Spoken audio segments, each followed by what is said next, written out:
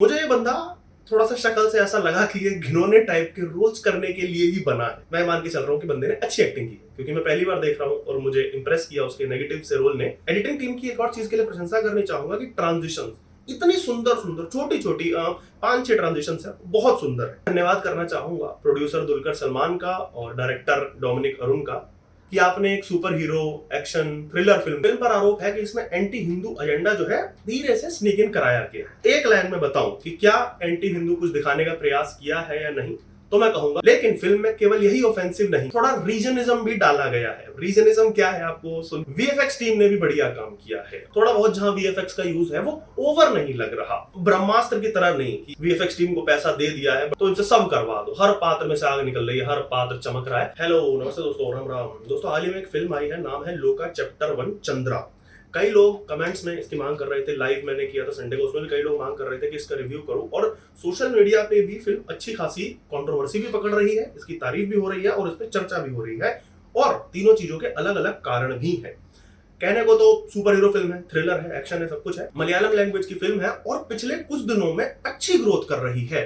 केवल साउथ में नहीं, यानी केरला में नहीं, नॉर्थ में भी ठीक ठाक ग्रोथ कर रही है। हिंदी में लोग देखने जा रहे हैं, मलयालम में देखने जा रहे हैं। हालांकि मैंने तो मलयालम में ही देखी, लेकिन स्क्रीन्स ठीक ठाक मिल रही हैं और लोग देखने जा रहे हैं, बड़ी बात यह है। और वर्ड ऑफ माउथ पे फिल्म चल रही है। दुलकर सलमान जो स्वयं एक्टर है, प्रोड्यूसर है, उनके प्रोडक्शन हाउस से फिल्म आई है। कोई ऐसी बहुत बड़े बजट की या बहुत बड़े प्रोडक्शन हाउस की फिल्म नहीं है, इसलिए वर्ड ऑफ माउथ पे फिल्म चल रही है, तो बड़ी बात है कि लोग देख कर आ रहे हैं, फिर उसके बारे में बात कर रहे हैं, नेगेटिव पॉजिटिव जो भी रिव्यू दे रहे हैं, फिर उसके बाद और लोग देखने जा रहे हैं, स्क्रीन इसी कारण बढ़ रही हैं। फिल्म पे एक और आरोप है कि इसमें एंटी हिंदू एजेंडा कुछ स्नीक इन किया गया है, घुसाया गया है।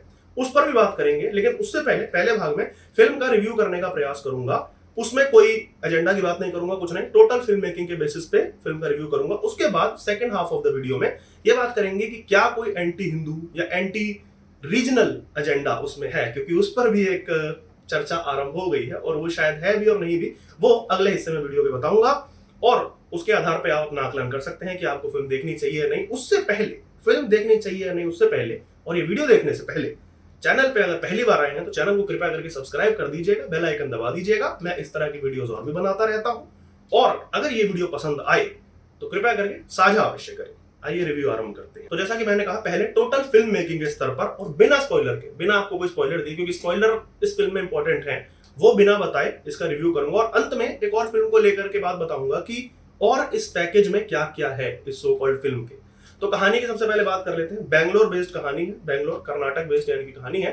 एक लड़की जो कि हमारी मेन प्रोटोगनिस्ट है, जिसका नाम चंद्रा है, जो टाइटल में भी है, वो नई नई शहर में आती है, एक कैफे में नाइट शिफ्ट में काम करती है, वेट्रेस का या कॉफी बनाने का, जो भी। साथ ही जहां पे वो रह रही है, उसके पड़ोस में सामने रहने वाले कुछ लड़कों से उसकी नॉर्मल दोस्ती हो जाती है। उनमें से एक लड़का है, उसका उस पर क्रश हो जाता है। इसके साथ ही पैरेलली शहर में इंसानों की ऑर्गन तस्करी का एक कारोबार चल रहा है, बड़े लेवल पे चल रहा है, जिसमें पुलिस तक इन्वॉल्व है। ये हमारा प्लॉट है। इसके साथ ही हमारी जो प्रोटोगनिस्ट है वो एकदम शांत सी रहती है, चुप चुप रहती है, नम्ब सा उसका फेस है।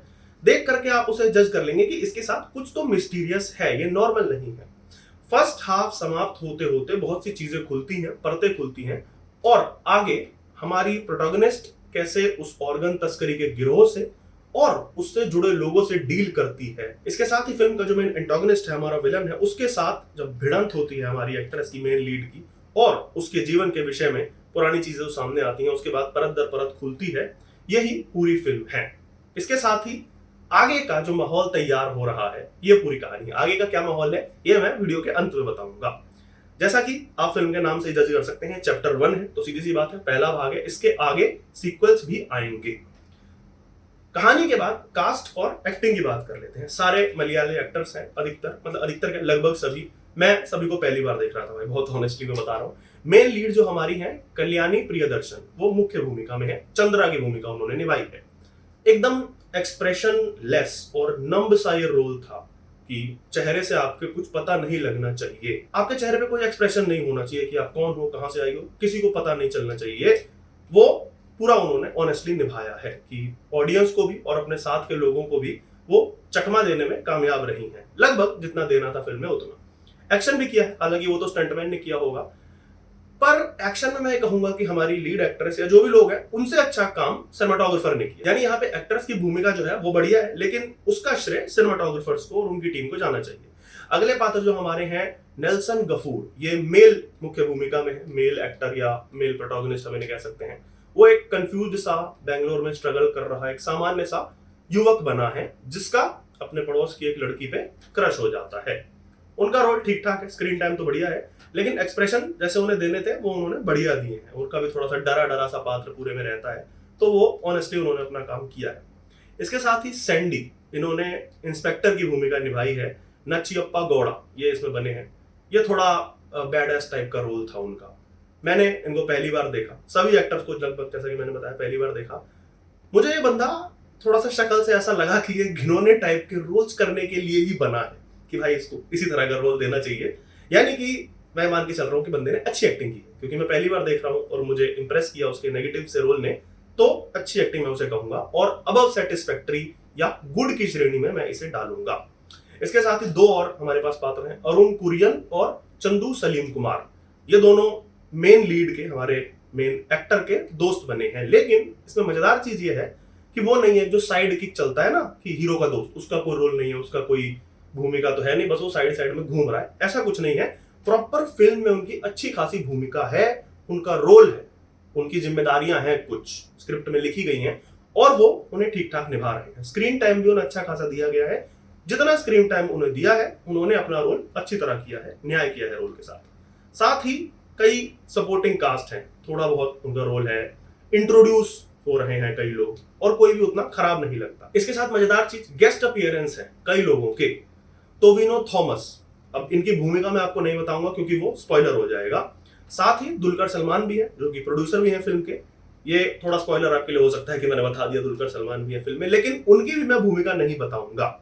मतलब इतना मैंने स्पॉइलर दिया, वो तो लोगों ने लगभग गैस कर ही लिया होगा, यार दुलकर सलमान आएगा ही फिल्म में, उन्हीं के नाम पे और फिल्में आगे की चलने वाली हैं, इसलिए उनको भी यहाँ पे इंट्रोड्यूस किया गया है। भूमिका मैं यहाँ नहीं बताऊंगा। इसके साथ ही विशाख नायर, सौबिन शहीर और कई ऐसे लोग हैं जो अनक्रेडिटेड से हैं और गेस्ट अपीयरेंस ही दिया है उनका। क्यों है वो मैं वीडियो के अगले भाग में यानी अंत में बताऊंगा। प्रोडक्शन पे आ जाते हैं। सिनेमाटोग्राफी भाई सबसे पहले बहुत शानदार है, बहुत बढ़िया। फाइट सीक्वेंसेस के दौरान जो कैमरा वर्क है बहुत बढ़िया किया है।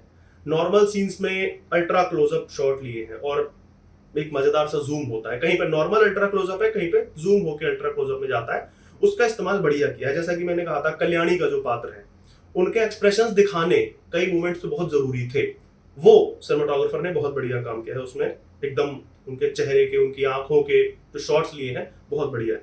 कई पात्रों के साथ गिरने पड़ने जैसे सीन होते हैं वो बढ़िया कैप्चर किए गए हैं। पीओवी शॉट्स यूज हुए हैं, तो मतलब आपको फील आएगी कि आप भी पात्र के साथ साथ गिर रहे हो, पढ़ रहे हो, वो सब कर रहे हो। इसके साथ ही सिनेमाटोग्राफी टीम के साथ साथ प्रशंसा करनी चाहूंगा एडिटिंग टीम की। बहुत ही बढ़िया, जिसे कहते हैं ना सुंदर एडिटिंग, वो की गई है। मतलब फिल्म की अगर मैं बात करूं वो तो 2.5 घंटे की फिल्म है।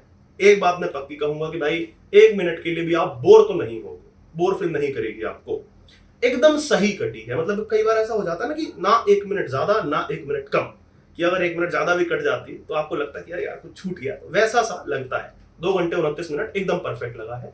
टाइमलाइन जो है फर्स्ट हाफ में सीधी सीधी चलती है, ऐसा कुछ नहीं है।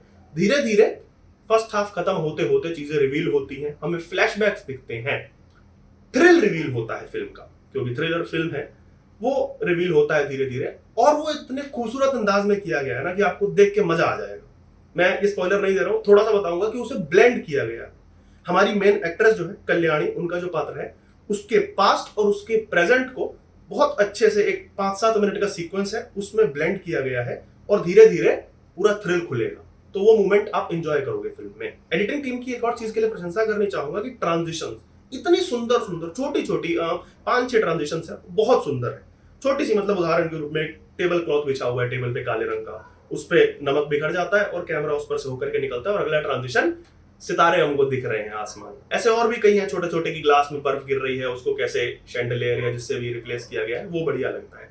वीएफएक्स टीम ने भी बढ़िया काम किया है। बढ़िया मैं क्यों कह रहा हूं कि भाई थोड़ा बहुत जहां वीएफएक्स का यूज है वो ओवर नहीं लग रहा, जितना रिक्वायर्ड है उतना ही लगा है। वो कहता है ना कि बिल्कुल नमक स्वाद अनुसार टाइप का, उतना। वो ब्रह्मास्त्र की तरह नहीं कि ब्रह्मास्त्र में हो गया था ना कि हर पात्र में से आग निकल रही थी कि भाई अब वीएफएक्स टीम को पैसा दे दिया है, बढ़िया वीएफएक्स टीम हायर कर ली है, तो इनसे सब करवा दो, हर पात्र में से आग निकल रही है, हर पात्र चमक रहा है, वैसा नहीं है। सिनेमाटोग्राफी टीम के साथ जो एडिटिंग टीम का कोऑर्डिनेशन है वो बहुत मजेदार लगा है, क्योंकि फाइट सीक्वेंसेस में कई शॉट्स हैं, मतलब जो वन टेक लगते हैं सीन, लंबे लंबे 2 मिनट तक फाइट सीक्वेंस चल रहा है तो आपको लगेगा कि वन टेक है, लेकिन वो वन टेक नहीं है। यही उसकी सुंदरता है कि जो कट्स छिपाए गए हैं उसके लिए एडिटिंग टीम को कूडोस। और वन ऑफ द बेस्ट चीज रही एडिटिंग इस फिल्म की। बेस्ट चीज से अगले पे चलेंगे कि एक और चीज जो बढ़िया है वो है म्यूजिक। गाने फिल्म में नहीं है कुछ, मतलब सीधे साधे वो जो गाने होते हैं ना कि रैंडम गाना बज जाता है, सड़क पे नाच जाते हैं। और इस चीज के लिए मैं धन्यवाद करना चाहूंगा प्रोड्यूसर दुलकर सलमान का और डायरेक्टर डोमिनिक अरुण का, कि आपने एक super hero action thriller film को सुपर हीरो एक्शन ही रखा।